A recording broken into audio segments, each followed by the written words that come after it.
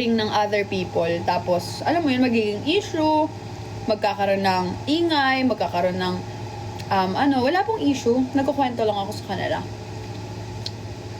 Ganun. Kasi guys, kapag ka okay ka na, or like you're trying to be okay, and you're helping yourself na makapag-move forward sa mga bagay na nangyayari sa buhay mo na alam mong masaklap, masakit, traumatizing, hindi okay, iiwasan mo ng matapik yun eh.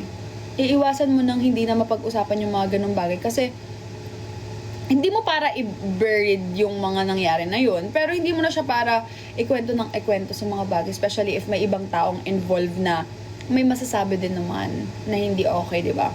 So, ayun. Mas maganda na ako, ang ginagawa ko, kahit na anong mga nangyayari sa buhay ko na hindi okay, as much as possible, tinutulungan ko yung sarili ko. Tapos nailayo sa sitwasyon na yun. Kasi, especially kapag alam kong ako din, meron naman din akong pagkukulang or pagkakamali, ganyan. Hindi na yun para pag-usapan kasi, or hindi na yun para i-bring up, especially kapag alam mo namang nakasakit ka din. 'Di ba? Or like, unless hindi mo alam na nakasakit ka or wala kang nagawa, 'di ba? Ganun. Yun lang. Dun sa nag-question.